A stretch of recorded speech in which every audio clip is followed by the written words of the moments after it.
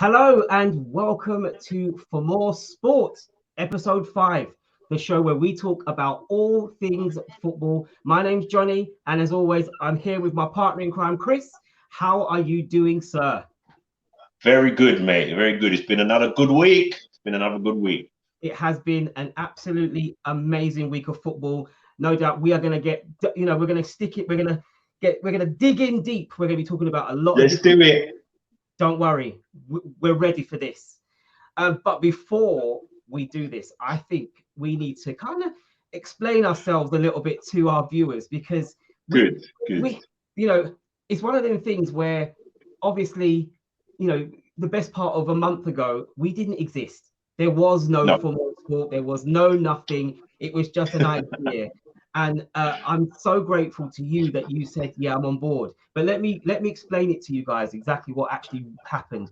I just said to myself one day, a lot of the conversations that me and my friend Chris have, we could actually record this. We have some really good discussions.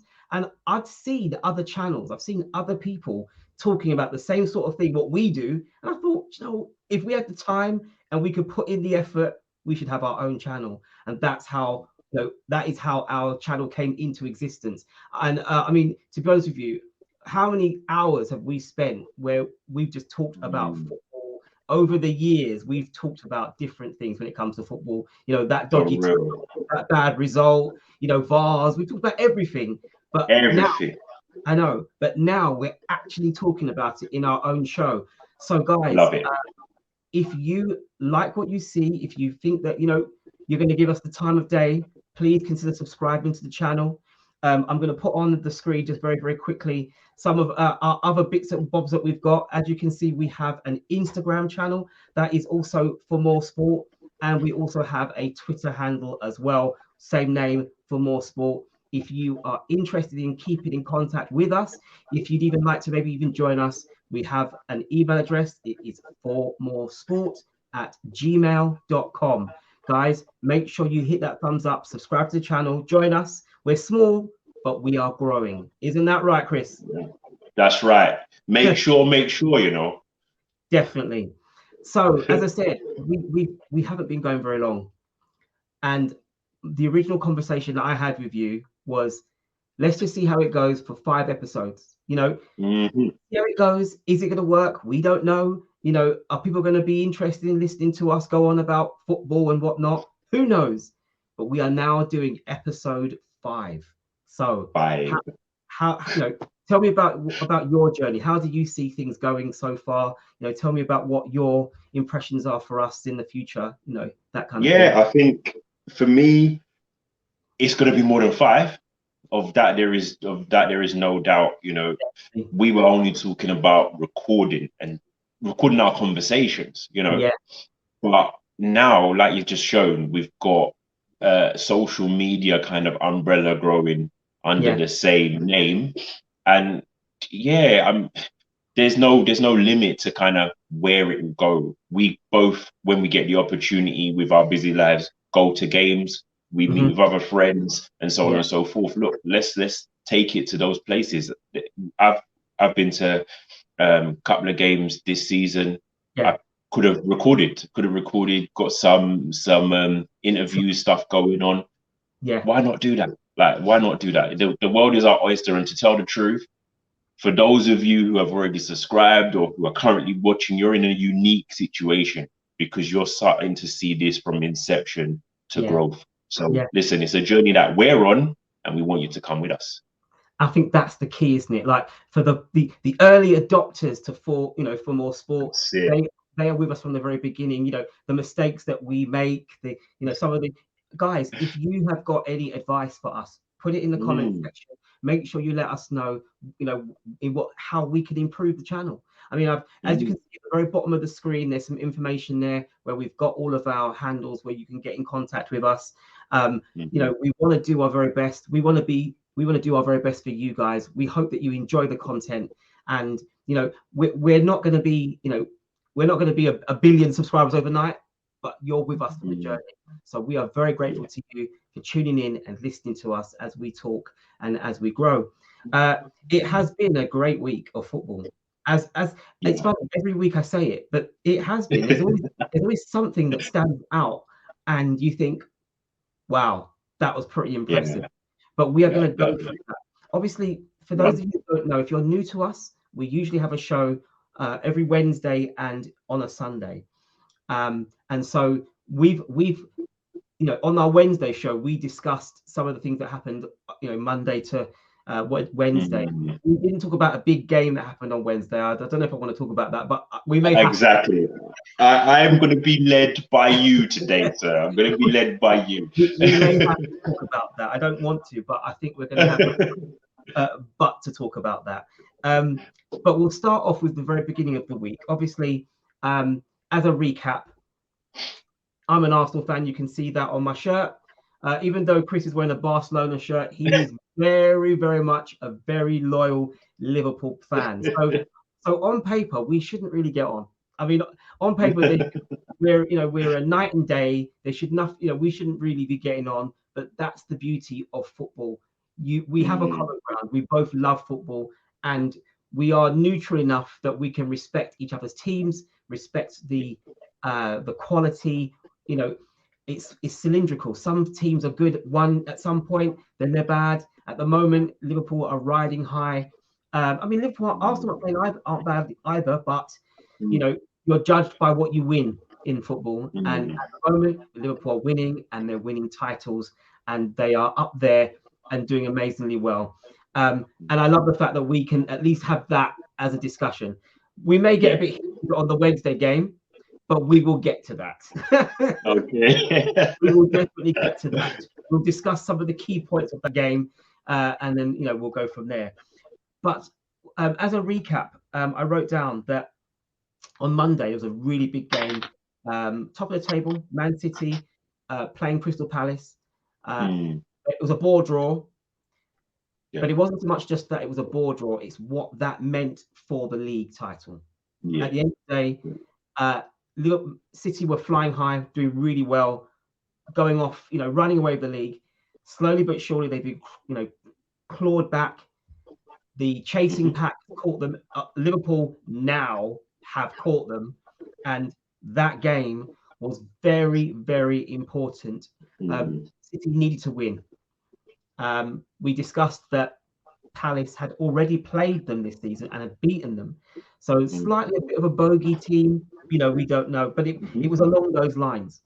Then we had the Champions League game where Man United played Atletico Madrid. And amazingly enough, Atletico, they turned it around and they won the game, knocking United out of the Champions League, which is pretty amazing, really, when you think. I didn't see it coming. Obviously, United haven't been playing very well, but I didn't think Atletico would do them at Old Trafford. And we didn't actually discuss this, which is quite amazing, that Juventus... Yeah, that's what I was thinking. I was quite surprised that even with their new super signing, the is he a Croat or Serbian striker? I can't remember now. They've got a new striker they bought from... was it from... Who are you talking? Juve? You're talking about Juve? Yeah, Vlahovic. Vlahovic. I thought, he scored. How can you not know his name? Arsenal. I was told by Arsenal fans he was joining you guys. I genuinely believed he was coming to us. In the first leg, he scored in the first minute of the game. He was on fire, but they ended up losing 3-0. And what I thought was interesting was I looked at the statistics of that game. Yeah. Villarreal did not have a single shot on goal until the 78th minute when they got a penalty. And yes, that's right. I did see that. No attacks, nothing. Juventus were doing what Juventus do best. They defend. Villarreal couldn't score a goal, and then they give away a penalty. And from that moment on, that's another side of Italy, Italian teams. They lose their control. And suddenly they then get a sucker punch by Torres, 85th minute. Great goal by him. That's now they're 2-0 down. Then they get, obviously, another penalty. And they end up losing 3-0. 4-1 on aggregate. Juventus are out. I did not see that coming. Certainly didn't expect that. I thought Juventus, the old lady, was definitely going to be in the next round of the Champions League. Amazed that they're not there. But hey, that's football. And then, obviously, Chelsea, they played Lille. They won their game. Very pretty much standard. Chelsea aren't the sort of team that are going to, lose. I mean, obviously, we know what's going on with them at the moment. I mean, I don't know if you have seen on Twitter the current standing. John Terry and a consortium. They want to pay for 10% of the club. Wow. I mean, I thought Chelsea would be sold by now, but they haven't been. So with all that going on, they still get a good result to get themselves into the next round of the Champions League. What's your take on the next round? I mean, the big teams that are playing each other. I don't know if I put that on the board. So what stands out for you? Standout tie has to be Real Madrid versus Chelsea. Yeah, has to be the standout of the round for this. And to be honest, because you got the reigning champions against the record holders, they both know that they've got pedigree in this particular tournament. So they will feel, the winner of that tie will feel that they can probably go on to win it. The issue that you have is, and this is the Champions League quarterfinal, so it's always going to be filled with landmines wherever you look, right? But after that, you potentially play, well, it's not potentially, but you'll play the winners of the City Atletico Madrid quarterfinals. That's awful. To be quite frank, it is awful. On the screen, Benfica, Liverpool will play the winners of the Man City Atletico. No. Liverpool, winners of Benfica, Liverpool will play Villarreal, Bayern Munich. Oh, yeah. So basically, the left side of the screen is versus the right side. So yes, that's right. No disrespect to Benfica, because obviously Benfica are a good side. No. Football's not played on paper. Stop playing on paper. I look at the teams, and maybe I'm being disrespectful, but I do feel like Liverpool got a good result there. Because would you want to play Real? Would you want to play Bayern? Would you want to play City or Atletico? I feel like the two teams that you'd want to play will probably be Villarreal or Benfica. And that's no disrespect to Villarreal or Benfica fans. If there's any out there watching, they can probably you can't talk down on my club. But on paper, I would much prefer to have that as a game. But then the winners of that will play, a very strong Bayern.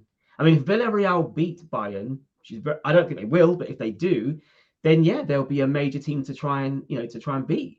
But I kind of feel if you'd asked me, so on the Friday, a lot of people were talking about it. I was asked by a couple of affiliates, and one of the things they asked, one question, but it had two strands to it. What's your best case and worst case? Okay. In terms of the rounds. And I said best case was Benfica, worst case was Chelsea. Nobody wants to see Liverpool play. I said this already. No one wants to see Liverpool versus Chelsea again. Why? I thought you would have said Bayern would be the worst case scenario. No. I felt playing Chelsea again, just all of that stress, going for another draw, boring, like we don't need that saga. I said worst case scenario is Chelsea, best case scenario is Benfica, because Benfica, they played well to get past Ajax. I didn't think they would. They did well to get past. I didn't think they would. That's not trying to be disrespectful to them, but if you had offered this to me, I would have taken it. And again, as a Liverpool fan, and I'm going to put my personal business out there, but when the draw was made, that was the first part. I couldn't believe. I was so happy. And then when they usually do the semis, don't they? And when City came out, or the City tie came out, and the winners of that had to play the Real Madrid one, honestly, I said you couldn't really get any better than that, because you have got four teams that they are tiring to play on that half of the draw. Yeah, they are absolutely. Atletico Madrid are exhausting. Real Madrid are just Real Madrid. Chelsea, we played them too many times, and City, we're already going, we're going toe to toe with them in the league. I don't want that extra stress. I just don't want it. So you've got the banana skin of you could get knocked out by Benfica. Of course you do. But if you'd asked me, I'd have taken this half of the draw all day long. I mean, I saw, I think it was Joe Cole said on BT Sport the other day that Real Madrid and Liverpool, they both have an aura that they do very, very well in the Champions League tournament. But Chelsea are just a very, very difficult team to play against, both home and away.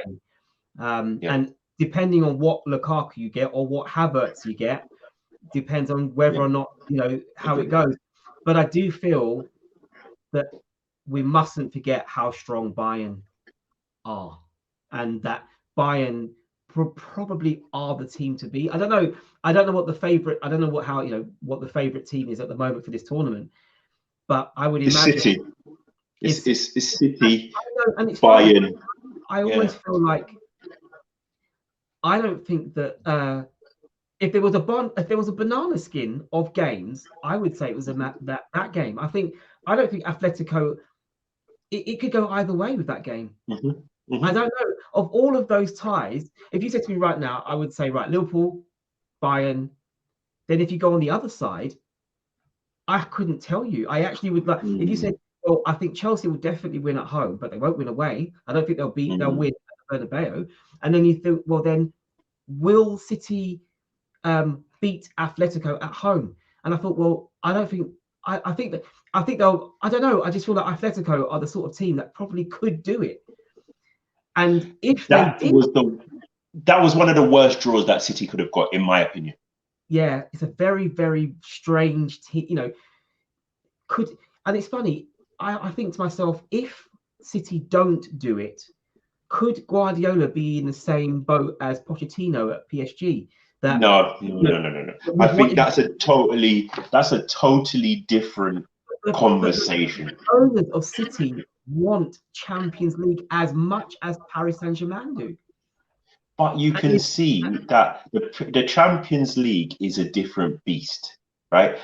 It is the fortune favors the brave, whatever you want to call it, whatever cliche you want to put around it. It's the luck of the draw, whatever. You can't just be like, we've got these players, so it's divine right, because you are coming up against the best of the best, supposedly across Europe. Yeah. In your own country, generally, you'd say 95% of the time, if you buy the better players, you should be able to beat your opponent. When you are the top guys in your respective leagues and you've got the best managers across the world, that's where the small margins make the difference. So it's just not automatic that, right, we are City, we should be able to dominate. At the end of the day, Atletico Madrid know how to get to Champions League finals. They know how to break a team's rhythm. They know how to mark players out of the game. They know how to work the crowd. They're seasoned at this. In all honesty, their Champions League pedigree is better than City's. Okay, but keep in mind, City were in the final last year. But Atletico made this under Simeone. They've made the final twice, I believe. Lost both times to Real Madrid, and they were, one of them, they were very, very unfortunate. And if you go back a little bit more, they've won the Europa League at least 2 times under Simeone. So their European pedigree is not to be sniffed at in recent past. City make one final, and all of a sudden it's like they're they're deemed to be, a big club in Europe. I don't aspire to that. So then, are you saying then? Because I do believe that it's going to be a banana skin. I do. Do you think Atletico could get out of that with a win? Do you think that we could be looking at a Atletico in a semi rather than City in a semi-final? I listen again. It's who goes into the game with form, lack of no injuries, all that kind of stuff. But if you asked me, I say, look, City's attack is wow, it's amazing. They have lots of options, but don't sniff at Atletico Madrid. They have Griezmann if he plays. You've got João Felix. They've even still got Suarez. You know what I mean? Yeah. So they're not. Then they don't lack potency, right? And they are well drilled. So it might not be about the attack. It might be about the defense. And me personally, if you ask me, who would I want as my defenders, I'd go with a collective of Atletico Madrid with Jan Oblak in goal. Like it's tough to penetrate. It's tough to penetrate. So with the obviously moving on to the next Chelsea Real Madrid, that obviously is the other game that potentially you can't really see who's going to go through. What's your take on that game? Again, I think it comes down to specific individuals. We saw Luka Modric take the previous round and the game against Paris Saint-Germain by the scruff of the neck. Right, didn't need to do it for the full 90, but he took over in the second half. If Kante gets a grip of him, then you're looking at where who's going to control the game? Vinicius Jr. They've got Aspilicueta. They've got Reece James, right? It depends if he can then get the better of either one of those two on the right-hand side. And I think if they do that, they nullify the threat from Real Madrid. So are you then saying that you think that it's probably a Chelsea win? Yes. And for me, over two legs, I think Chelsea just about go through. Right, okay. I mean, the reason I say this to you is because Real Madrid with Modric. I mean, I was speaking to a colleague earlier on this week, actually, where I said the last time I saw Modric play like that was against England in the semi-final of the World Cup, where I actually thought England are going to be in the World Cup, and then Modric just turned on and suddenly became that guy that won the Ballon d'Or and was pretty much just unplayable, and England just could not contain him. Well, the same thing happened against Paris Saint-Germain. He was everywhere and he played so well. It will be interesting to see how Modric and Kroos are dealt with by the Chelsea midfield, because obviously the Chelsea midfield in Kante and what's the other lad's name? Kovacic. And Kovacic. You thinking Kovacic? Yeah. It'd be interesting to see how they play them. Not necessarily at Chelsea, but more in Spain. I think this game will be decided in Spain. I don't know. I just feel like obviously the first game leg is at Chelsea, but I can see a very cagey game. Real Madrid play a very expansive, very open style of play, and they'll be playing in front of their fans who will be expecting them to play a fancy type of football. Chelsea could pick them off. I don't know. It's going to be very, very interesting because I think that we've got some very strong sides in the tournament. I am surprised at Villarreal. I don't know much about them, but I knew enough after watching them demolish Juventus that I thought they've got the right attitude of how to play a Champions League game. They were patient. They were very fortunate, obviously, with the penalties. But you still take the chances, which they did, and they still scored an open play. So, they definitely are not to be completely dismissed, but they are playing fine. I just think, again, if you're talking European pedigree, yes, they've played in Europe before. They played in Champions League. I think you've even played them in 2006, the semis in the Champions League. To get to Paris, you played against them, didn't you? So they've got pedigree to a degree, but that was the days of Riquelme, and we all know how good he was. A few years had those. Maybe they're overachieving now. Yeah, to win the Europa League, no one expected that, but it's Unai Emery. It's Unai Emery. He's no mug in Europe. He won the Europa League. He did. That's the thing, and he's won it with two different clubs. He's won it with them, and he won it with Seville. Stop to that. And Giroud. Anyway, let's move on. So we can see now that the Champions League draw very tasty. It would be interesting to talk about those games when they're played. Obviously, we've got the international break now, and basically as soon as April starts, we're looking at Champions League games. So we're really looking forward to that. Right. So if we move on, so we then had Brighton versus Spurs. Now, I know we said, oh, we're not talking about that game, but what was interesting about the Brighton Spurs game was that it was the game where they either win or they lose. Then they win, then they lose. And they got a good result against Brighton. And then there was this little game where Arsenal got beaten by Liverpool. And we just move on. And then no, I don't think we do that. So at the same time as that game, Arsenal were playing Liverpool at home. Both teams very, very high on form, playing really good football. But what do you think was, because obviously we haven't spoken. It's funny, since that game, you and I haven't spoken about this. And I did think, no. You know what, we'll when we do talk about it, we'll talk about it when it's being recorded for the next show. Because I thought it would be interesting to get your perspective as to the little battles. For me, Martinelli and Trent, that was a deep battle. I think the midfielders, that was another battle. I think that the way in which Jota was just he was drawing Ben White out, trying to find the space, and you knew he will at one stage get the space, and he did. But talk to me. What's your impression of how that game panned out? No problem. Before we even do that, a couple of things. I want to see your reaction on the screen. So if you don't mind removing the Instagram, please. And the second one is just on the Brighton and the Spurs game.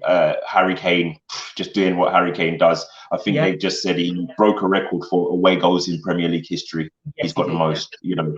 Credit to the man. I just think we need to highlight that. Considering you just got to give him that. So well done, Harry Kane. But with the Arsenal game, I think when we spoke on the Wednesday before it kicked off, there was you asked me where did I see the game being won and lost, and I said to you last time we played you at Emirates, you guys focused on Trent, you targeted him, right? You did the same thing again, and Martinelli won that battle, hands down. He won that battle. And he did not deserve to be on the losing team, not at all, right? And it makes me laugh. I remember even tweeting it on the Wednesday. You got the shaking hands emoji, and I put on one side Jurgen Klopp praising Martinelli every time we play. Liverpool play Arsenal, Klopp praising Martinelli, shaking hands emoji. He does it all the time. And I said it to you in that game or before that game. He's going to the top. He is going to the top. Listen, the praise that I have for that guy, the work he puts in, and the ability that I can see. Oh, look at this! Is England's supposed best right back. People are saying one of the best right backs in the country that we've ever had. Blah blah blah. And he just had him on toast. Let's keep it 100. He had him on toast. Yeah. He ate him over and over again. It's just a shame that there was not enough end product. But that was the first one, and we spoke about it. The second one, you mentioned Ben White and Jota. I said Ben White has to have a good game. I said it to you. Ben White has to have a good game. And he is the one who, when we've played you in the past, he carries the ball out. This time he didn't do it so much, but Mane and Jota kept trying to make runs on his side to pull him out of position. It was so obvious. They pressured. And I don't. Sorry, go on. Sorry. No, go on. By means, please carry on. I don't think he had a bad game. I just think they doubled up on him. That's all it was. Yeah, Mane did do a few dodgy. I said this to you before the game. You also said that you did. Mane, he loves to, pretend a tackle, simulation. He's very good at that. We also mentioned that your goalkeeper would need to make a save. Yes. And there was one arm save where open goal, and I thought, this is it. And he came back with a double save, and I thought, that's the difference.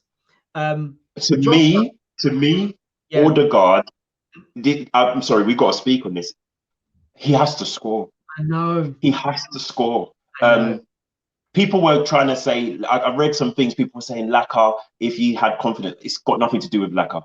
No. For me, when the mistake is made by Thiago, Yeah. Laka does the right thing because Allison doesn't go down.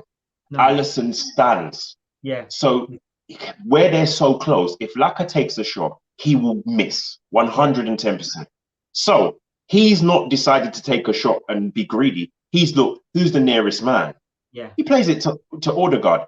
Yeah. My friend, the defenders could have been on the line, whatever. He has to score. But again, Allison doesn't make a save. He doesn't dive yet. No. He waits for Odegaard to take the shot and just goes for an area. Literally makes himself as big as possible. He could have dived to his right and Odegaard scores. Literally, if he dives to the right, he just made himself big and it hit him on the arm. Literally. Yeah. I mean, he up until then, I still felt that the game was reasonably even. I felt that Arsenal had it up to that point. Arsenal were all over us. I think that all over us. I think Liverpool are the sort of team. So I know that we're going to use the phrase "a game of two halves," but second half, Liverpool came out a completely different team. Yeah, I felt in the first half, and I even felt, is Liverpool holding back? Because it just felt like what you were doing is almost like you were saying, right, let's see what you've got. We'll test you. We'll ride it out. Because obviously you're playing at home. You've got your home fans baying for blood, wanting to shoot every time. And then in the second half, they just picked us off. Now, Jota did exactly the same thing to us in the League Cup.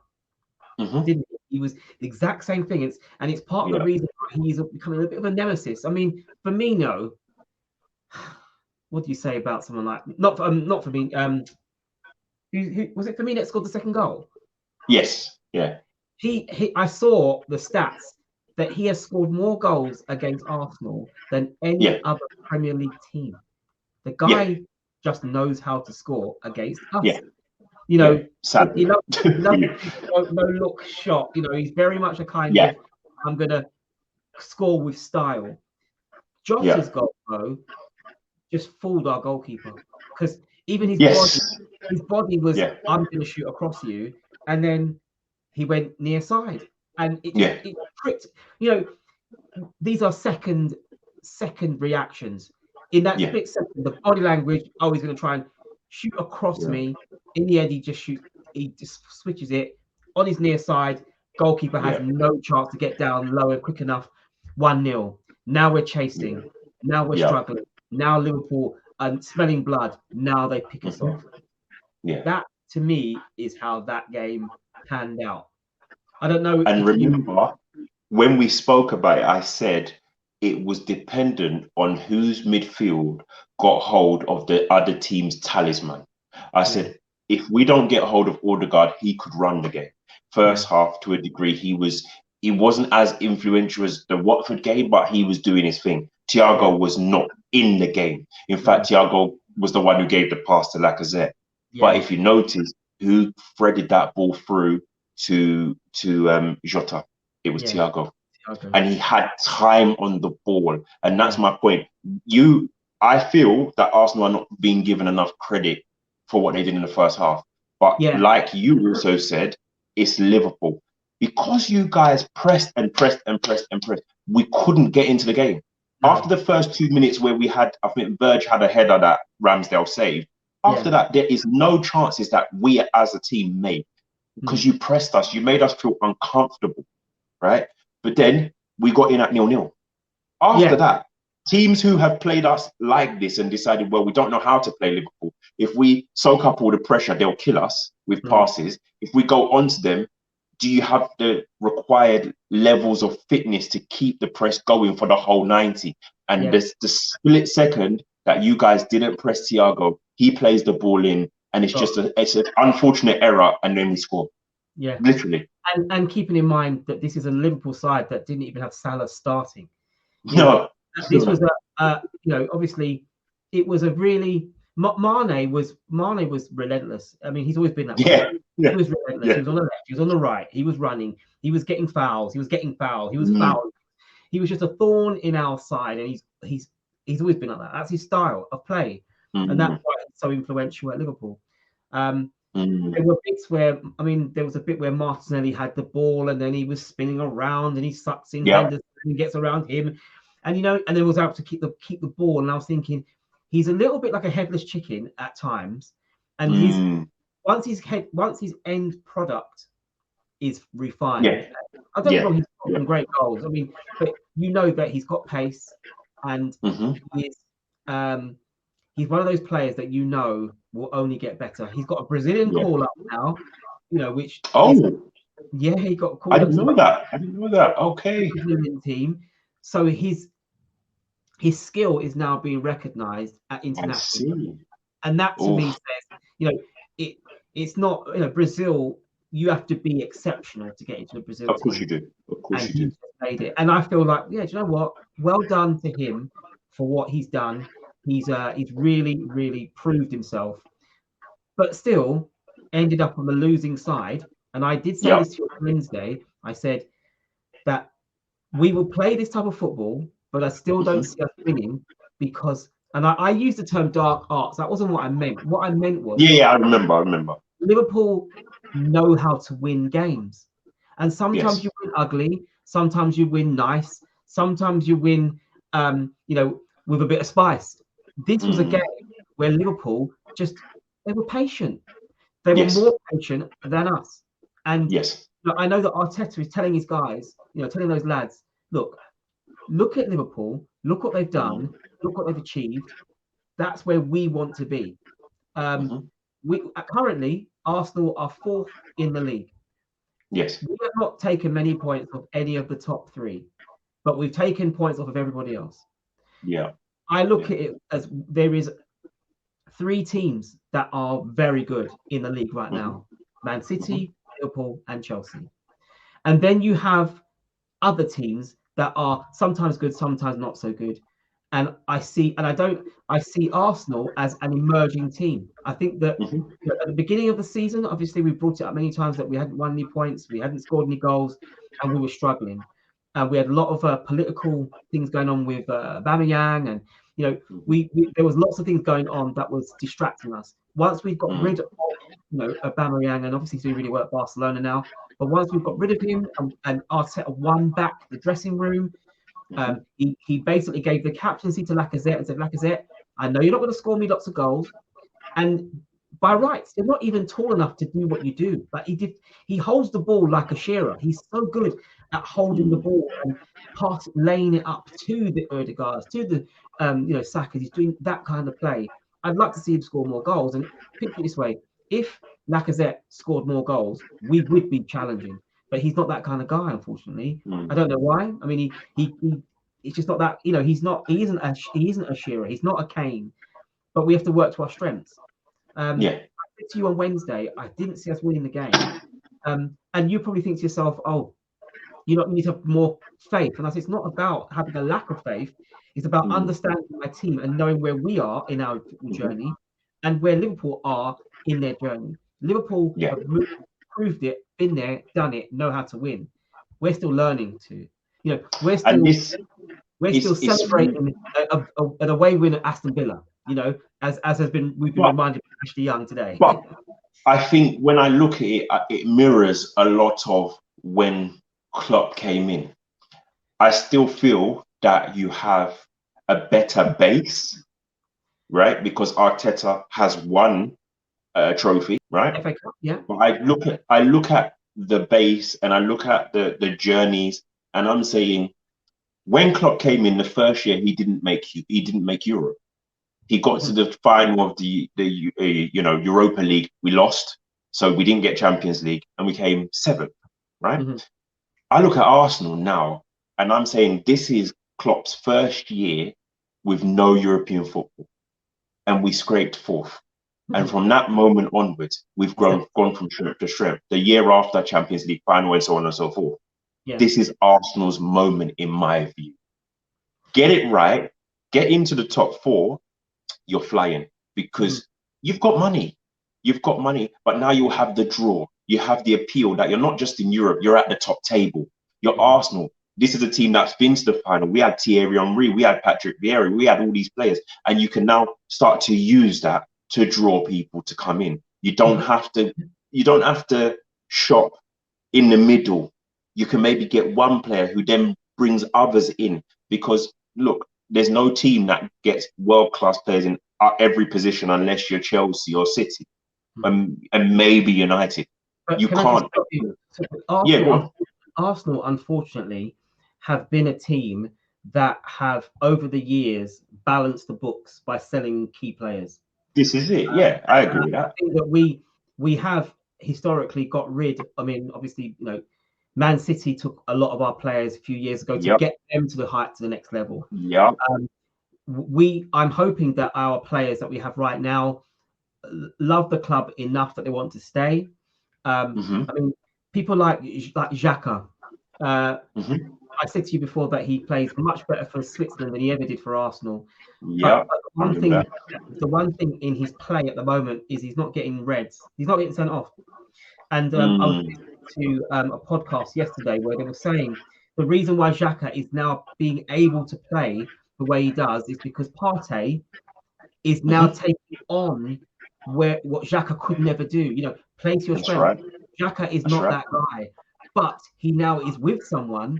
And the statistics I think they said that when Partey and Xhaka play, we have an 86% success rate of winning the game, where the two of them are on the same field, because they play so well with each other and they're a great team. I think that it wasn't men versus boys, because I don't think that we were. No. It was never that. It wasn't like a 4-0 battle where we were outplayed. But I did kind of watch the game and think, yeah, I didn't think we would win. And I kind of can see why we lost.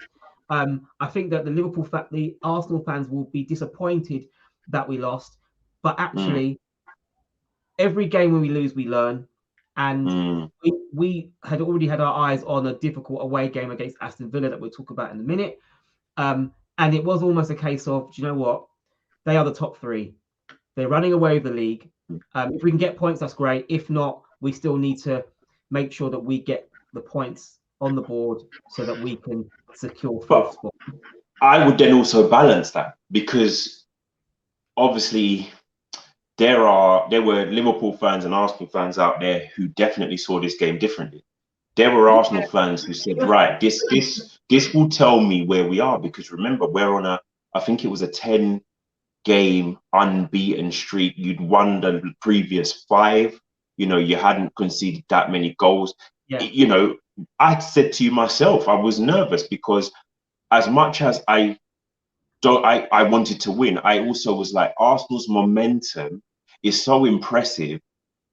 It's like, you got to pick what's the lesser of two evils. I wanted the 3 points for ourselves, but the way Arteta has turned it around, I was like, it would be nice to see the run continue.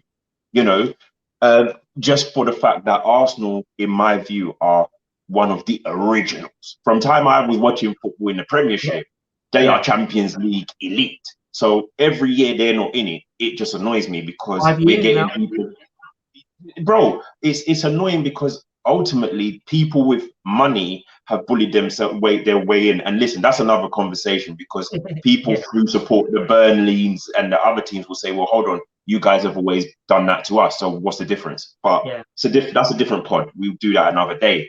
But I respect the originals who have done it a certain way, and they've always been there in my lifetime. So not seeing Arsenal there, not seeing Aston Villa, those kind of teams that would make Europe all the time, it's just a bit, it's different. It's just different. Yeah, it's obviously there's they call it a changing of the guard. For a long time, obviously with Alex Ferguson under United, they were the dominant force. Then there was a change of the guard, and Chelsea under Mourinho came around, and then there was a change of the guard with Guardiola and City. Then there was a change of the guard because of Klopp. Then there has been, which is really good, I think, for the Premier League, that there are several teams that could potentially win it, and have done. I think that the fact that last season Chelsea went on to win the Champions League, now the World Club, has cemented themselves in this era as being a quality team. They've proved it, done it. Winning it once is a fluke. Winning it twice kind of shuts up the those people that said it was a fluke. And Dude, yeah, and win there's it once. Win it once. No one chats to you. Win it once. No one chats to you. They can't. yeah. They can't. Like, do you know how difficult it is to win a Premier League title or a Oh Champions man. League? Oh, and No yeah, one can to you. yeah, Listen, Pete, you can try and have a conversation with an Arsenal fan, and they'll tell you where's your golden Premier League trophy. Don't come and chat to me. They will yeah, tell you it with chest. yeah, Were you invincible? Were yeah, you invincible? They will tell you to close your mouth. yeah. Like, so, And I it's you have to rate it. You have was it to. last season? No, it might have been 2 years ago. I don't know. I can't remember. But you went 3/4 of the Yeah, season and you hadn't lost, and people yeah. started going, "Oh, is the Arsenal record in danger now?" And then you went through a period where you just it's really weird because Liverpool are a strange side. When we were in the midst of the COVID, you could Yeah. not buy a win at Anfield. No, no, no, no, no, no. You see, And this is very, very for me. I This could is not. where context in this instance is key, You're going to say and people Virgil don't want to respect it. Like, no, it wasn't even just Virgil, right? People don't want to respect it, and I have to defend the thing, right? Mhm. People are looking at teams now and they're saying, "Oh my goodness, they've got injuries and they've got injuries and they've got injuries." Yeah, I'm going to give you three names. yeah, Nat Williams, Nathaniel Williams, right? yeah, Reese Williams, yeah, Ozan Kabak, right? Those three yeah, were playing and Champions League football for Liverpool Football Club yeah, for most of last season. But people don't want to hear that. For me, I'm like, okay, yeah. We look that was don't that look was at the the ingredients. I get it. it was the Yeah, rubbishest, it was the worst title defense that yeah, there was. But Verge gets injured the very next week. Gomez is injured out for the season again. Matic then goes out a couple of weeks, about Christmas yeah, time. We're yeah. done. We're done. Like, we had to get low knees in. We were I know. playing our best I've never seen midfielders anything in quite like that defense. before. How And we came third. We I know. came third. No, but Like, come on. that was in part due to the third of the season, the final third. You went on a Yeah, because you picked yeah. Chelsea, didn't you? I think to Yeah, third. yeah. Last day we took third place, and to me, I was like, Chelsea will look. No, I didn't hear anyone saying anything, but I just thought we shouldn't have even been close. Leicester should have got Champions League football, and so should have Chelsea. Yeah, Chelsea did it. Leicester didn't. Like, yeah. but we're not talking about that per se. But I'm just like, look, put context into things and No, I whatever get else. that. I Right? just think what I was saying is that obviously Liverpool, each team has ups and downs. Yeah, During the COVID period where there was no home games and no home fans, yeah, Liverpool yeah, Liverpool did seem to struggle. yeah, Anfield yeah, yeah, was actually a place that you could play and go get a result. yeah, And I yeah, always yeah, found yeah, that was a learning curve for Klopp because obviously that's just yeah, that's just a distant memory now. yeah, yeah, But of course. the one thing that stood out for me in that game was Liverpool at the end of the whistle showed a certain level of respect to the Arsenal players because I Yeah, think they yeah, knew, do you know what? This team that we're playing now, we've beaten them, and we beat 2-0 is a beatdown. yeah. We have to work for it. And Yeah, I yeah, feel we like, had to. We had to. I mean, Had obviously to. Trent has now done his hamstring, and I know that they're saying that may well be to the amount of times he had to start. He was just being bent inside out by Martinelli, but Liverpool are now only 1 point. Is that right? I'm trying to think now. What's the Yeah, it's league? 1 point. It's 1 point. I mean, as it stands, this is the league table. Mm-hmm. It does look rather exciting. Let me just get that up a bit. Get rid of that. Look at that, 4 points now. You're looking at City, who had 12. I can't get my head around that. 12. 14. At 1 point, they had 14. Oh, okay. 14-point advantage. I And want now, every point. 1 point. There Means is nothing though, Johnny. It means in my personal and non-professional view, it means nothing. Nothing has changed. You've got closer to them, but no, they are. you haven't got, Yeah. you haven't got closer to them. You see the thing about it is if like do you know that if I was coming up, I was going to come and talk to you right now, and Mm-hmm. I'm about 5 feet away from you, Yeah. then you can hear me and there's no threat. Yeah. If I'm right next to you, that's the point where you can smell my bad breath. It's Yeah. uncomfortable. The same It is, but conversation. I can run It's away from you. I yeah. can, when you get closer to me, I can just turn and run. For most of this season, City have pretty much had it all for themselves. They've literally been Yeah. able to just mess around. They could, they were just ticking over whilst Liverpool and Chelsea are faltering and struggling and getting an away draw or a loss or whatnot. City running away. But I'm looking at the title now and thinking, well, if City lose one more game, potentially Liverpool could overtake them. And yes, I know you're going to No, say it's not. It's not even that, Johnny. It's not even that.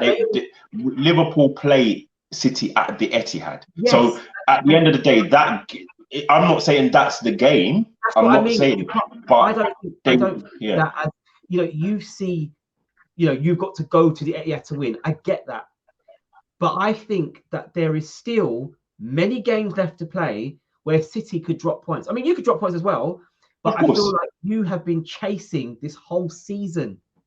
This whole season, you've been yeah, chasing. And yeah, you've got the bit between your teeth now. You are now there. You're now saying to yourself, well, let's just keep going, let's keep going. You're a menace. Where was the last time you even dropped any points? Do you know what I mean? That's the kind of yeah, standard true. Liverpool are at. And a lot of Okay, but let me give you some thoughts though, yeah, right? And this isn't me trying to be pessimistic or whatever. You know me, I'm a glass half full. But I can just reel off some of the games. Newcastle away, Everton at home, Merseyside derby, going yeah, to the Etihad, right? yeah, Aston Villa away, right? yeah. These are some of the games we still have left. Okay. Manchester City do not play any team, I think, in the top six, apart from us. Yeah. They played all of those games. So really, the rest of the games, they are expected to win.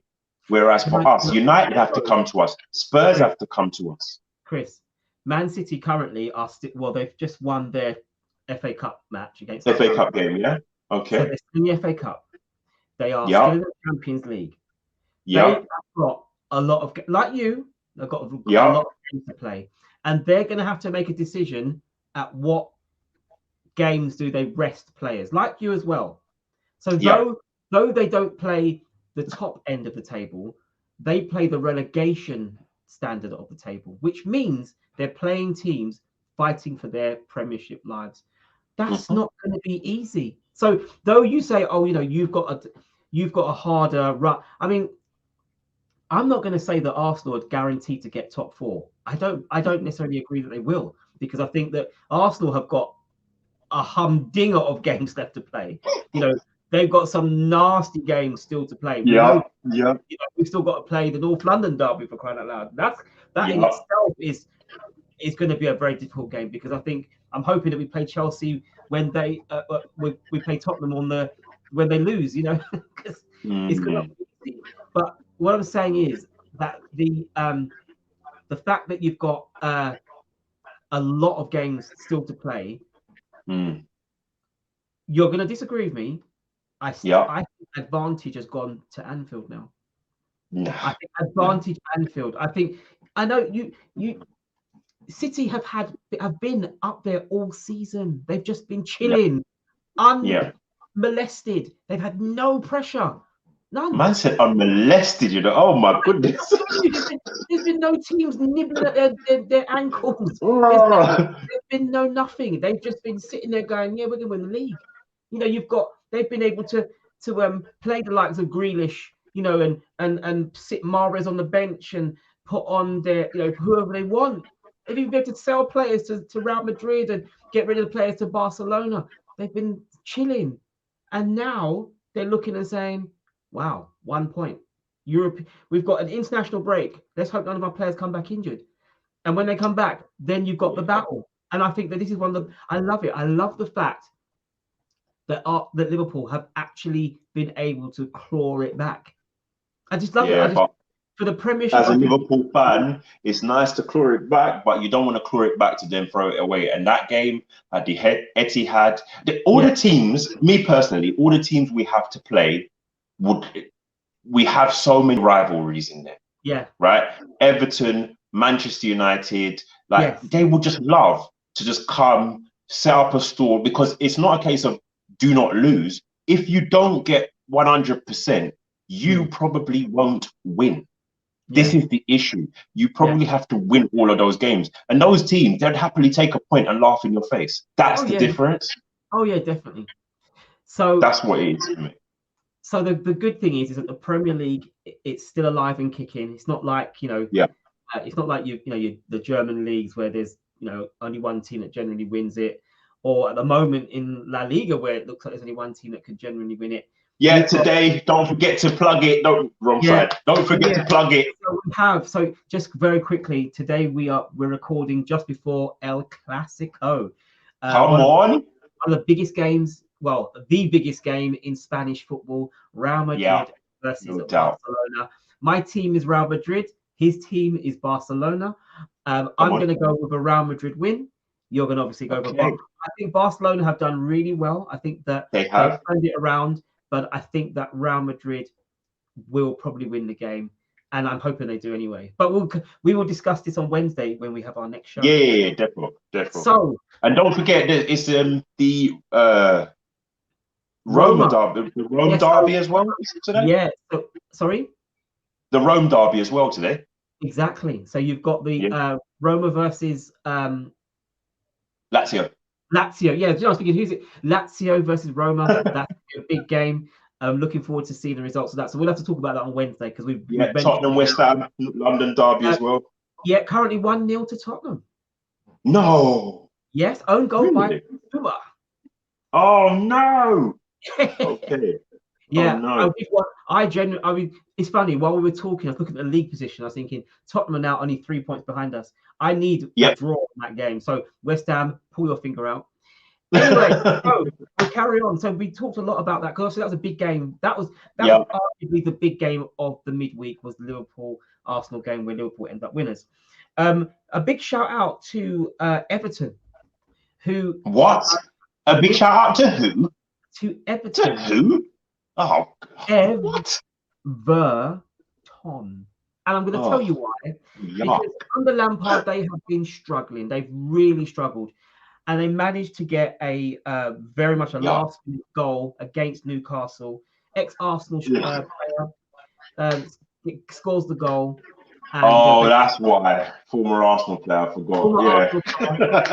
He scores, and they get a win, a well-deserved win against Newcastle. I don't want to see Everton go down. I mean, I would love it. It would make my season.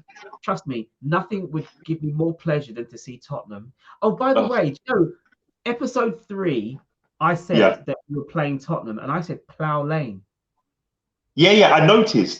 Plough Lane is Wimbledon. Wimbledon. I was pissed. One of my subscribers messaged me and said, "You do know you said Plough Lane, not White Hart Lane." And I was like, "No, I never." And I checked it. I was like, "Oh, I failed." So, guys, as I said, I'm by no means am I an expert in football. I follow football, but there are times when I say stupid stuff, and that was one of them. I mentioned Plough Lane, but actually I could say White Hart Lane. So apologies to Tottenham fans, but I digress. I said nothing would give me more pleasure to see Tottenham relegated, but reality is that Everton is a big club, and Everton. Don't get me wrong. You talk about the Merseyside derby. When do you ever lose it? You don't lose the last season at home. Last season at home in COVID. Yeah. Okay. Right. and that was one of the games when, as I said, Anfield was no longer a fortress. But ultimately, do you know what it is? Do you know what it is, Johnny? You don't lose a Merseyside derby, do you? I've now, you go to games and whatever, so you build up certain friendships and whatever. So I know Liverpool fans who live in Liverpool, right? And you ask them and they'll tell you, you say, what's the biggest game? They'll tell you against Everton. Then you speak to the Anfield South, us guys, and we will probably say United, right? Yeah. But I know how my Liverpool brethren suffer at home, right? With the blue noses. So for me, I'm just like, I really just am not a fan of Everton. Like big club, great, and whatever. I'd rather they just go away. They're annoying. Like the lead up to lead up to Derby week is just stress. Watching the game is just stress. I don't want it. Easy, it's, you know, generally it is pretty much an easy 6 points, and you don't have. Okay, let me put it to you this way, right? As a Liverpool fan, you only have one derby. Realistically, I mean, you could say Mir or I don't know who are up there, but generally, your derby is Everton. Facts. How many derbies does Arsenal have? At least 4. Is it 4? So we've got the neighbours at Tottenham. We've got West Ham down the road. Yeah. We've got Brentford. We've got Chelsea. We have Crystal Palace. I mean, actually, Crystal Palace is our next game after the international break. We're playing away from home. So what I'm saying is when it comes to derbies, the northern teams are very fortunate. There's not a glut of teams in and around Manchester, city of Manchester. There's not a glut. There's 2 teams. You're either United or City. If you live in London, you might not even support those teams. You might be a Fulham fan. You might be Leyton Orient. You might be Charlton. You might be Millwall. Wimbledon. Wimbledon. There are so many London clubs all cut each other's throats. So when you get a team like what we have at the moment, it's hard. Don't get me wrong. Every team every game is hard. Now I look at Everton as your rival, and I think agreed. You get you get the kudos at work. When you go. I mean, I work with Tottenham fans. Obviously, I'm in London, so of course I'm going to work with Tottenham fans. There's nothing worse than coming into work and you lose. Like I feel so. I've got people I work with. I feel sorry for them tomorrow. They're West Ham fans. They're gonna if they lose. They're going to go into work tomorrow, and all the Tottenham fans are going to take the mickey out of them and say, "Ha ha, you lost." It's not nice. Nice, but generally, your one derby, you usually win it. You do. I mean, I'd love to know the actual ratio of the last 10 years because we're not talking about the Howard Kendall days where Everton were a force. True. We're talking about a team that have underdeveloped, underperformed for the size of the club, and actually right now are in danger of being relegated because that's what it's wonderful. About. So I go back to my earlier statement that a big shout out to Everton for getting a 1-0 win against Newcastle. Those are the words of Johnny and Johnny only. Yeah, and don't get me wrong, you may want to say stuff about Tottenham at some stage, and I'll have to. I'll just swallow it and carry on. But let me carry on. So, speaking of West Ham, obviously, West Ham are in the Europa League. And I'll tell you a joke, right? I actually didn't realize that there was a Europa League and a Europa Conference. So I was thinking, where's Leicester when I saw the draw? I was like, why can't I see Leicester? I swear Leicester won yesterday. Have they been kicked out of the tournament or something? I'm thinking, have they got a Russian owner that been kicked out? Not realizing they are in the conference. So they don't. Yeah, because they were in Europa League and lost. Yeah, exactly. So anyway, big shout out to the West Ham fans because they got a good result against Sevilla, knocking them out, and all fair play to them. I listened to Harry Redknapp this morning say, I think it's on TalkSport, we've got to stop thinking of West Ham as a small club because they got a big stadium now and they are now pushing at the top end of the league. They're still challenging. And they're in Europe and they're doing well. And you have just gone sideways. Why have you gone sideways? My battery has done it. Is this a battery failure? I do believe that my colleague, my partner in crime, has had a slight malfunction, a technical malfunction. These things happen. This is the beauty of having this kind of discussion. I must admit, guys, let me quickly talk to you whilst my colleague sorts out his battery issues. So basically we have obviously we have a YouTube channel now that we've started up, me and Chris. We're now really trying to push forwards our where is it? We're really trying to put forwards all of our social handles. We're really trying to get our Instagram account going and our Twitter account going. it's not easy when you're small, and obviously we're a very, very small channel because we just started. Your support is, we love when we see a comment. Please leave a comment, please. Even if it's good or bad, it's all feedback for us. We are learning. We've seen other channels and we want to be up there with them as well, especially when it comes to talking about things that we love. If you'd like to do a collaboration with us, we would absolutely love it if you would come onto our channel or invite us over. We'll have a discussion. I'd be really grateful for that. I just think that it's, we are in that position right now where we've done the difficult bit. The difficult bit was getting the bravery to go up. Now, obviously, I already have a channel, Mr. Johnny 25, already monetized that channel a while back. And so it's really nice to start completely afresh, starting out. It's pretty exciting. I'm really looking forward to, getting more subscribers to the channel, getting more discussions, and hopefully we will, grow and get better as we go along. The other link, that's our Instagram, is the Twitter account. Again, ForMorSport. Believe it or not, I'm not the I look after the YouTube channel and Chris looks after the social handles because he's so much more on point. His finger is on the pulse when it comes to those kind of things. So he deals with that. He updates things. Please contact us. If you like what you see, if you like our opinion, hit the thumbs up, please subscribe to the channel, and just follow our journey, because so far the journey has been, it's been pretty exciting. It's really nice to know that we've started this this project and we've watched it grow, and now we are, it's really going, it's going good. It's exciting. This is the very first time that I can actually say we've actually had any kind of technical issues. We've not had any. In fact, actually, we've been quite fortunate so far that we haven't had any technical issues. But that's not to say that we won't have any in the future. This is a pre-recording, by the way, guys. So this isn't live. This is me recording it earlier on. I'll put it on as a premiere later.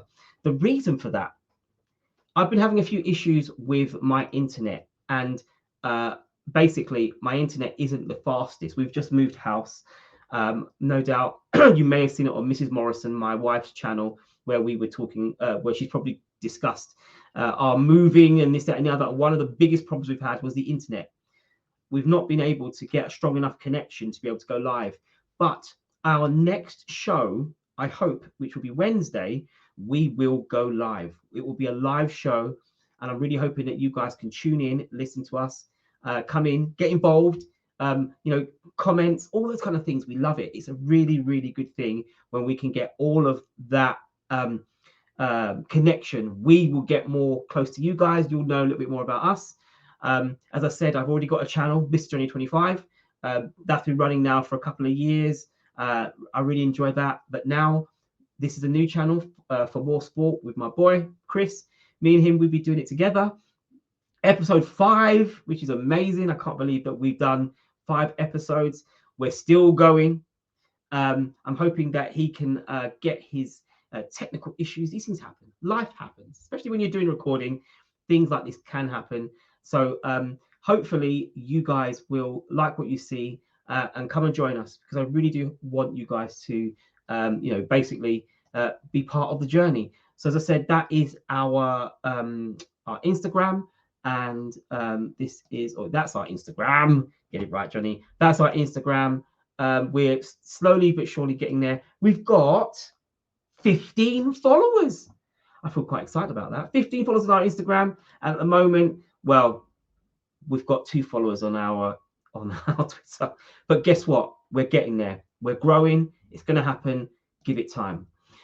So I'm not sure if we are going to still be able to get Chris back on. But the other game I wanted to talk about, obviously we talked about the West Ham game, and the West Ham game was pretty special, partly because I'm not a West Ham fan, but the fact that they were able to beat one of the best teams in Europe and do it at home, marvelous, and fair play to them. Well done for what they do. I'm really, really impressed with them, and I just hope that I'm not one of these fans that don't appreciate football. I really hope they go on and win it. Why not? Why not let them? What have they done in the last 20 years of any note. Well, you know what? They're a big club now.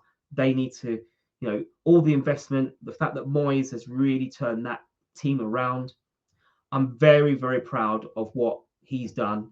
And if you're a West Ham fan, you must be very proud of your team. You must be very glad to see what West Ham have done. I mean, I'm an Arsenal fan, but I can appreciate quality, and I think that they have done really well. I mean, you can't really knock it. They have done amazingly well. So, what fair play to them. Right. Well, I think maybe he might not be coming back. So I am going to talk about another game. It was the game between Wolves and Leeds. I don't know about you, right? And let me go onto the big screen yeah. So Wolves are a good team. They're a strong side, very, very good at playing. And obviously, they were, in the lower division and in the Championship. They've jumped up to the Premiership. They're still there, still playing well. And then they played Leeds. And they played Leeds on Friday. Now, I must admit, that game did pass me by. I didn't even know they played until I realised that Wolves 2-0 up at home. Then there was an altercation between Jimenez and their goalkeeper. 50-50 ball, I think, but the referee looked at the decision and decided to send Jimenez off. And it sounds to me like that was the beginning of the end for the Wolves team, because Leeds, who, unless they can really turn it around, they arguably are going to go down. They might be relegated. And I don't want to see Leeds go down. I think Leeds are one of those clubs that needs to be in the Premiership. It's a big city. Leeds needs to have a Premiership side. It's like Nottingham. I always think Nottingham should have a Premiership side in the league, because obviously for the older ones, the Clough years, the pedigree that they've won European titles, and they have proved it at the highest level, and they spent many, many years in the lower divisions. They should be in the Premiership. Well, Leeds is another one. Leeds should be in the Premiership, but at the moment, because of injuries, they just have, they've just nosedived into relegation battle. Well, anyway, Leeds end up winning 3-2, and well done. Bravo. The never give up attitude. I was so impressed. I was so impressed that they managed to get a result out of that game. I was just so impressed. And so well done to Leeds United for getting a fantastic result. Well done. Very, very, just bravo to you. Wolves, what happened, man? What's going on? And then, it's funny, I wanted to talk with Chris, but obviously with the technical issues, we've had to sort of maybe hold back. Or maybe I may well be seeing him coming back. Are you back? I am back indeed. So, would you care to tell our lovely fans what just happened? What was the technical issue? When you plug in your device, yes, and the power is just too much. It was just too much. Oh, and see. So yeah, it even though it was plugged in, it decided that actually I'm tired. So I basically carried on with my notes. Of course you did. The show has to go on. The show has to go on. And obviously, to everyone who's watching, I'm going to get docked my imaginary wages in this. I believe that you will be buying the pies. You and one's for my face, to be honest. Yeah, these things happen. This is technology, so I understand. I talked about the Wolves Leeds game. Good. I wanted to say big up to Leeds in that one. Yeah, and I was saying that obviously Wolves went 2-0 up. Coasting. Then Jimenez and their goalkeeper have a clash. The referee decides to send Jimenez off, and they folded. And Leeds end up getting a good result. And I just thought, wow, well done to Leeds. Yeah, they're in a relegation battle. I don't feel that Leeds are a big city. They did, I I remember you and I went to a party in Leeds many years ago. Yeah, we did. Yeah, yeah. I remember that. We went to a party many years ago in Leeds. But Leeds should have a team in the Prem, and it would be disappointing. They should. They should. But that's the nature of football. It is. Be this may be the stepping stone to get them to keep going. Obviously, they've had lots of injuries. You know, when your lead striker Bamford hasn't played for most of the season, and Phillips Yeah, in the that's midfield, true. you're always going to be struggling. So yeah, that then leads us on to the game yesterday where Aston Villa and Arsenal played. Now, when we talked about the Liverpool game, it was vitally important for Liverpool to get all 3 points to put the pressure back onto City. Yeah. Well, the shoe is now on the other foot. It was vitally important for Arsenal to get a result against Aston Villa, because that would be giving us the 4-point gap over United, which will now be 3 points over Tottenham. Yeah. Vitally important for us to get that result, and we did. And actually, Saka getting the goal. My question to you though is: did you see the tackle that was done on Saka by the Aston Villa defender? Ashley Young, yeah. No, not Ashley Young. Mings. Oh, Mings, yeah. That challenge was poor.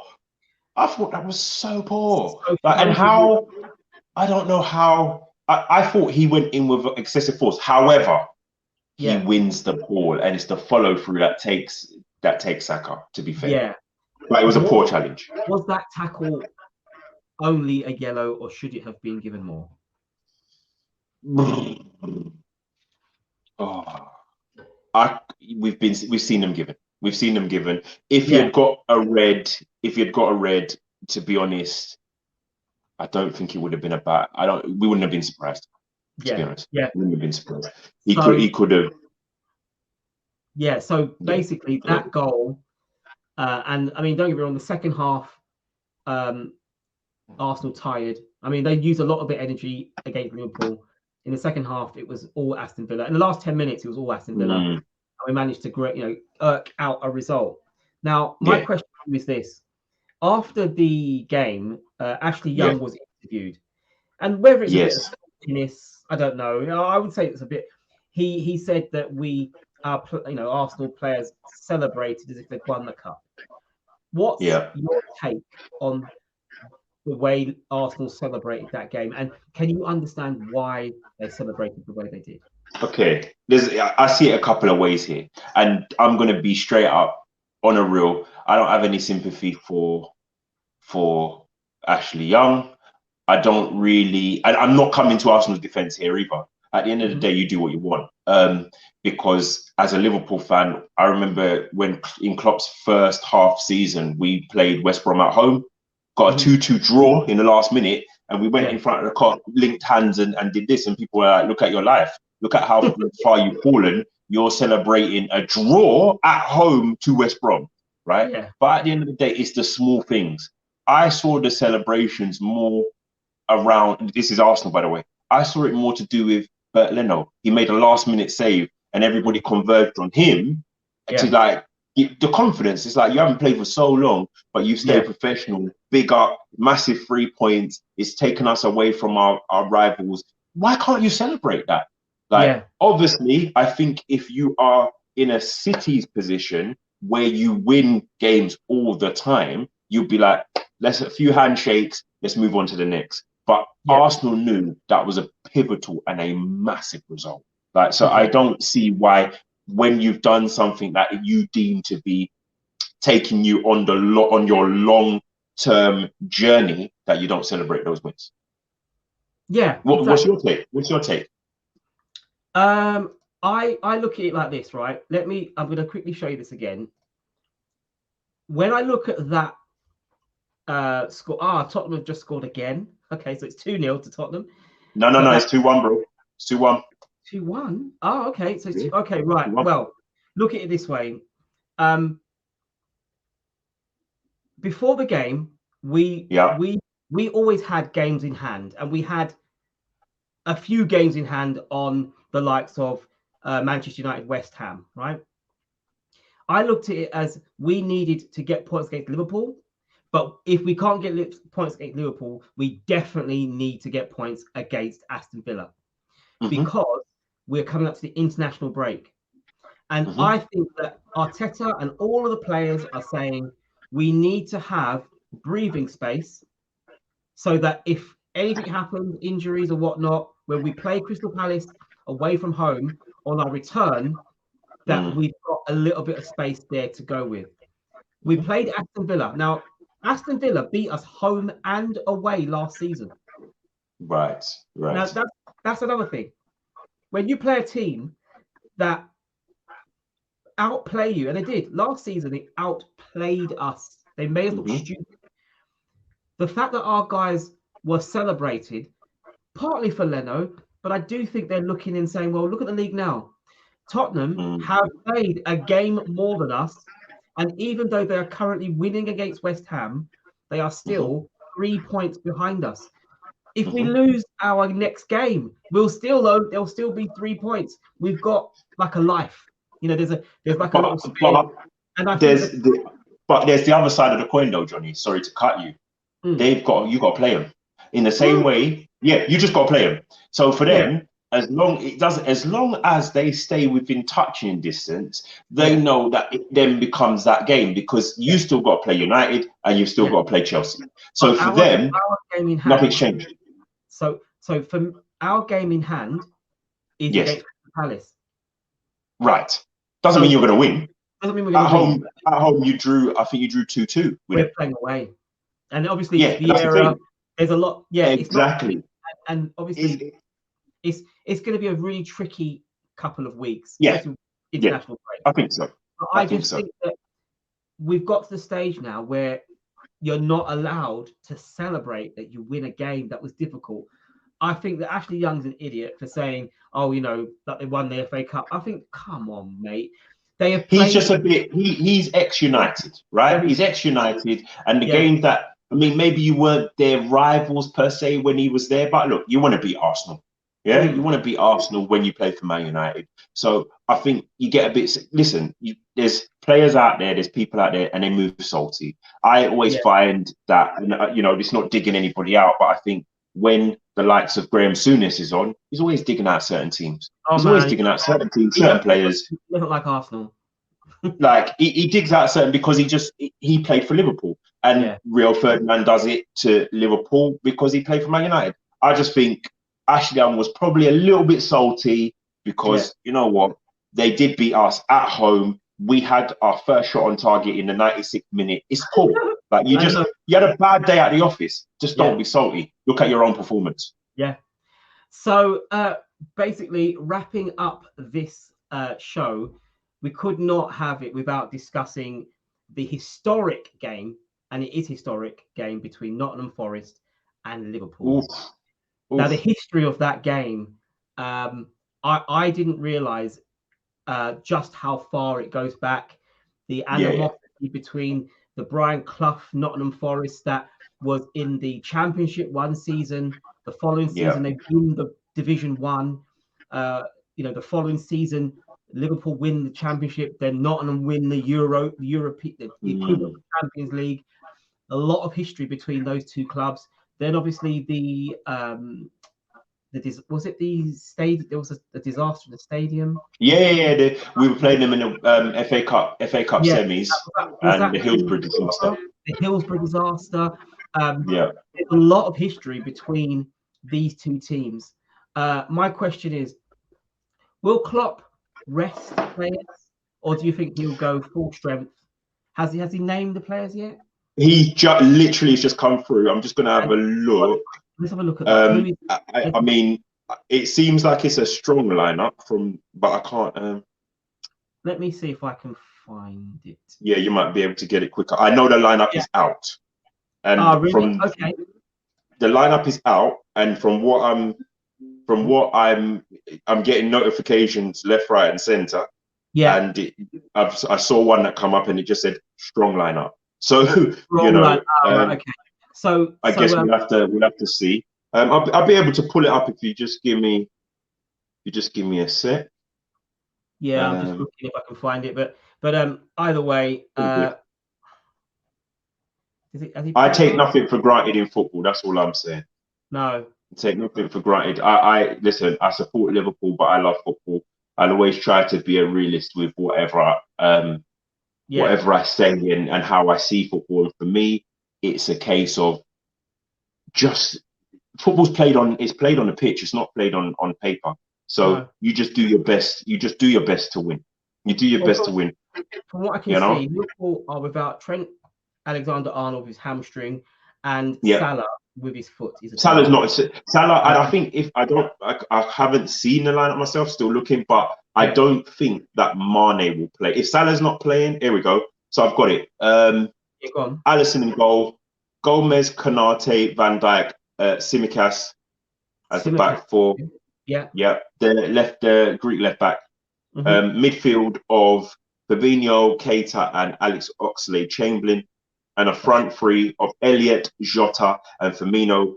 I did think he would go with that because Mane and Salah play each other in the international break for who goes to the World Cup. Yeah. So if you're going to drop one, if you're going to rest one of them, you've got to rest both. So I did think, I knew Salah probably wouldn't play, so I thought Mane would miss the game as well. So can I just ask then, because I'm not sure, is this a winner takes all or is it two legs? Are we talking? You talking about the FA Cup game? No, or the qualifier? No, it's home and away. Home and away. Okay, right. And so winner does take all. You go to the World Cup. Yeah. So that's a big game because obviously it's the two finalists of the African Cup of Nations. Yeah. It's the equivalent of Italy playing Portugal. Two big squads, two big teams. Yeah, it's going to be a very big game. So is there anything in the future that you can see, anything that you've seen that you've noticed and gone, oh, I'm looking forward to that? Because obviously now we're in a bit of a break. We're now internationals. I think I haven't looked too far ahead of that. I mean, you'd be wishing your life away, wouldn't you? You're thinking, I just want to play the game against City and blah blah blah. But no, it's not really about that. Today, get over today. Give Nottingham Forest the respect they deserve as a big club in my view. Get that done out of the way. Watch the internationals with we don't do fingers crossed and whatever, but just hoping that everybody comes back fit, and everybody's happy, fit and firing because it's the last international break before I believe the season ends, and just watch the games. It's if it does happen that Italy end up playing Portugal, if it happens in this particular break, it would be good to see. And Egypt, keep an eye on Egypt versus Senegal. Make sure neither of them get injured and they just have respect for each other, and make sure that doesn't derail your overall season as well. So there's a lot still to happen. So guys, that was episode 5, the 5th video that we said we'd do and test how it goes. Looks like we'll probably be doing a few more now because we've got the bug now. We want to carry on doing it. We have definitely. What I would say to you though, guys, is I'm really hoping that if I can get my internet issues sorted out, that the next show we do will be a live recording rather than a pre-recorded. We'll actually have a live recording, and then we'll be able to have more interaction with you within the in the chat section. We are obviously recording this, and we will be there when I upload it in the chat section anyway. But obviously, it will be very much real time. We'll read comments, we'll put them on the screen, we'll answer them, we'll talk. And I'm hoping that will be done on Wednesday. So our next show will be Wednesday, where we'll be talking again more football-based stuff. I mean, I hope we've covered this week, obviously the top end of the league, but it's been a great it's been a great week of football. I'm looking forward to checking out the internationals. We'll be probably talking about that, seeing how that goes. Is there anything else you want to say before we go, Chris? Any last conclusion? Not really. Just listen, like, subscribe. Yeah. And I hope you like the new layout of the show as it is. We're onwards and upwards. We've got some really good things lined up. If you're not already, you can see the details at the bottom of the screen for our Instagram and also for our Twitter. Make sure you follow us. We would love to see you and join us on our journey. If you want to collaborate, by all means, let us know. Either one of us would be happy to come onto your channel. If you want to come on here and talk about your team, by all means, let us know. You've got our email address. Message us on any of the handles, and we'll facilitate that and get that going. We're really looking forward to doing some really good things over the next, months, weeks, and years. So, guys, take care. As always, it's been a great show. Chris, I will see you in the next show, and I'll see everyone else on Wednesday. Take care. Peace, people. Be good.